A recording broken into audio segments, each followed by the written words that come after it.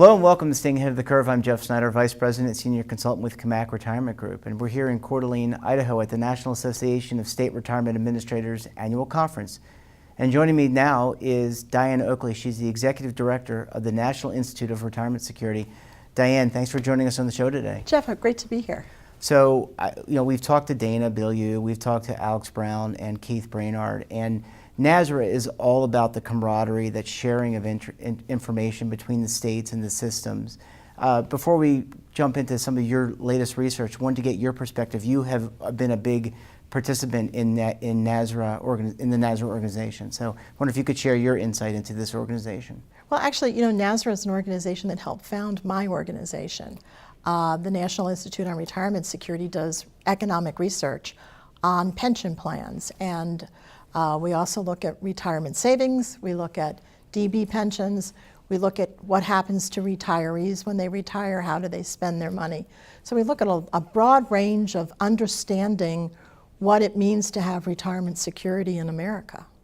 And NASRA, saw the importance of having that, helped create us. We're actually now we'll be in our 9th season, so we've been around for 9 years doing research. Congratulations. Thank you.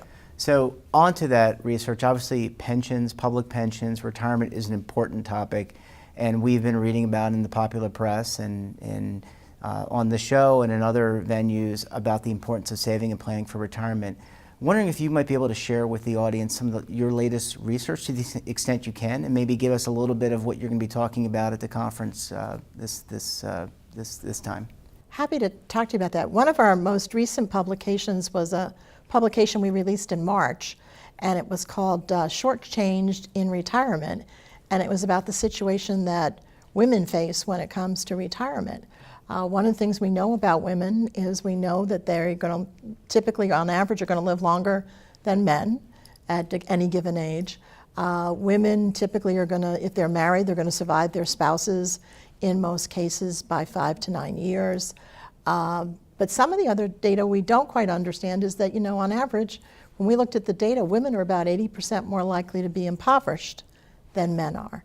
And women seem to be aware of that too, which is interesting. So we've been able to pull together some of the data we've gotten from our public opinion research, which gives us some breakdown between male and females and how they feel about retirement. And then it also helps us to understand when we look at the data on women and the wage gap that seems to be very much in the play and in the press these days continues to be a retirement gap, and that the average retirement income for women over age 65 for their household is about 26% lower than the average benefit from males. So we know that that's an issue. And then the other piece that women have is not only is it less to begin with, but then that money's got to last longer. So I know you're coming here to talk to all the systems and to kind of batter on ideas, but any potential solutions? We had on the show earlier Teresa Ghilarducci. We've talked about universal availability and providing coverage. We haven't yet weighed in. This is really our first conversation about weighing into the I guess gender gap or retirement security gap. I'm not sure exactly how to phrase it. But any possible potential solutions that you're hearing from legislators and regulators? Absolutely. Basically, I think what's interesting is this article, this research we've done has gotten phenomenal pickup in the media. We've already been out there in about 148 media sites, both press, TV, blogging, and whatever. But I think so there is that interest in women in retirement, but the reality of it is the retirement savings crisis, as your discussion with Teresa shows, is something that affects everybody. And from the point of view of women tend more so than men to have less actual participation in retirement plans, although it's interestingly, they more often will work for employers who offer a retirement plan.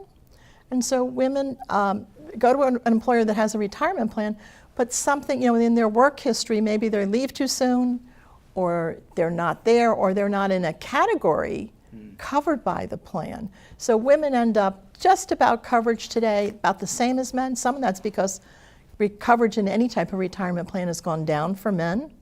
while women have been able to edge up a little bit. So we kind of are in this place where only about 46% of the American people are covered by a retirement plan. So it's really providing coverage. And again, you referenced the conversation with Teresa. That's one opportunity or concept that she and Tony James have been talking about, that universal availability. The other is what we are getting ready to release, our interview with Tobias Reed from Oregon on what Oregon is choosing to do in some other states. But really, for listening to you, it's really some opportunity for some plan design enhancements to provide this coverage to people who may not have coverage. Some of it hopefully will be plan design. Some of it will be, again, I think the state efforts about trying to get those employers who don't offer a retirement plan to at least have a vehicle so that through payroll deduction, employees can save. You know, it's a real simple thing that anybody in the retirement security space will tell you, is that the ability to save before you pay yourself first. Mm-hmm. The ability to put away money for retirement before you actually start to spend your money is when you have to have that. So if what the state plans are doing, I actually was on the panel that the governor had appointed in Maryland to look at the same thing that they're doing in Oregon. And Maryland eventually this last year also passed a bill to create a secure choice type of retirement security opportunity, saying to employers, you know, if you have so many employees, you should at least offer them this opportunity to put the money directly from their pay right into a retirement account. Let people opt out, but give them the choice. That will be helpful. It's no doubt. It's not a replacement for a retirement plan. And I think that's the other piece that's real important is, you know, we've gotten people to save, but the type of savings everybody's focused in on today is in a DC account. And the problem with DC accounts is, you know, younger people who aren't really ready to save yet in the workforce, they're challenged to buy a house.